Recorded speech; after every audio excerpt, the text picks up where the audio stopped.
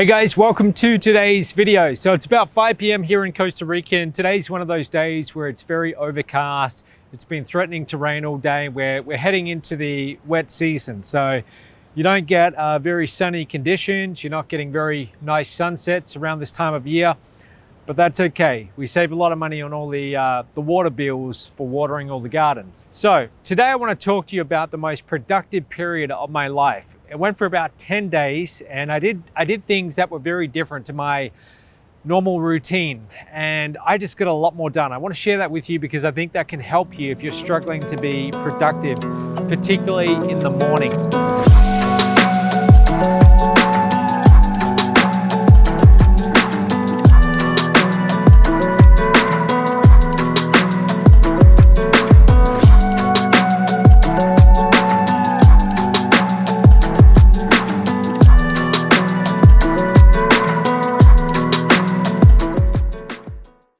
I realized that when I woke up, most days I was just immediately reacting. I was just reacting to everything. So I'd get up, and the first thing I would do is I would go and check my email, and then I would check Skype. And I would use Skype all the time for communication.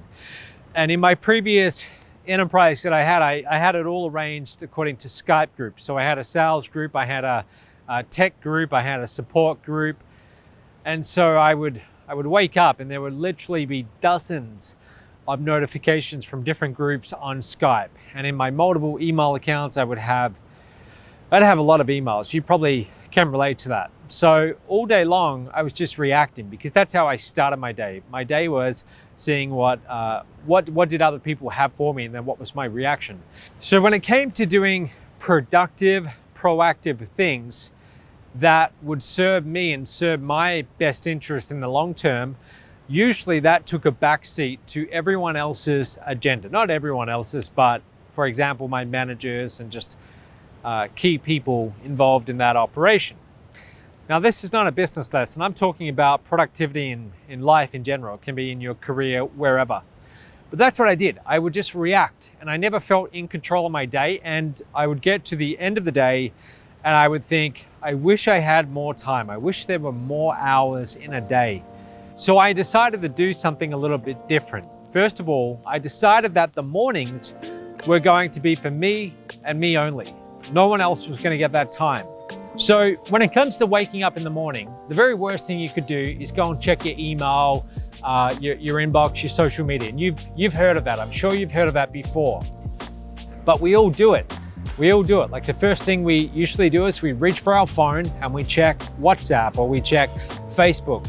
And it might seem like an innocent little act, but it's really damaging because it immediately puts you in that mindset of reacting to what other people are doing and this external thing coming at you that other people are creating. You're reacting to the actions of other people.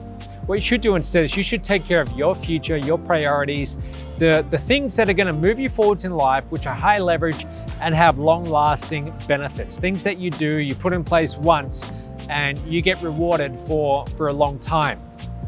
The last thing you should do is be checking your phone. So here's what I did, and this was like back in 2016, I think. The very first thing I did, because I realized I checked social media way too much, I gave my assistant the logins to my Facebook and I think my Instagram as well. But Facebook was a really bad one for me. I just checked it way too much. And I said to my assistant, don't give me the password unless I really insist on it. You take care of any important things in my account. So if there's anyone messaging me and it's important or they need something, you respond on my behalf and just tell me later on in the day if it's really important. But I don't want to know the password, okay? You change it and I trusted this person so that I was fine to do that. That's the first thing I did. The second thing I did is I started getting up at the same time every single day. If you wake up at different times every day and you hit the snooze button, it's just not good. It's not good because it makes it harder for you to fall asleep at night at a set time. And highly productive people build patterns of behavior where they'll go to sleep at a similar time every night and they'll wake up at a similar time every morning. But if you just go to sleep when you feel tired, some nights it's midnight, other nights it's 2 a.m., and you're getting up at different times, you don't get into a rhythm of sleeping, and that's not good. So what I started doing was I would get up at 6 a.m. and that was really hard for me. But I set my alarm for 5:55 a.m. I was allowed to snooze for like 5 minutes at most, but I had to be up at 6 a.m. I told my following on social media, I said, if you catch me not getting up, if I don't post that I'm up at 6 a.m. every day, I'll PayPal you $100. You just need to send me a message and tell me. So I started working out in the morning, first thing, as opposed to doing it at sunset or at night. And the reason why you want to do that is it just gets the blood flowing. It's a healthy start to the day. You sweat, it's good to sweat first thing in the morning. It just wakes you up. I don't know who said it, but there's a quote about your email inbox being a convenient organizer for other people's agendas, something like that. But that's really what it is. People are only contacting you because they need something or they need you to react to something. And I understand in your job, you've got to answer emails, you've got to answer messages. I get that. But rarely are they as urgent as we think they are. Just because someone reaches out to you, they send you a message on Skype or WhatsApp or whatever it is, you don't have to react to it immediately in that moment. Perhaps if it's your boss, there's certain times when you do. But I found that even with the position that I was in, where I had hundreds of people who were inside my organization, and I had a lot more other stakeholders involved in that operation, as many people who were trying to get to me and ask me to do things or asking questions, I found that they could always wait 2.5 hours for me to take care of my most important high-leverage work and then attend to their needs.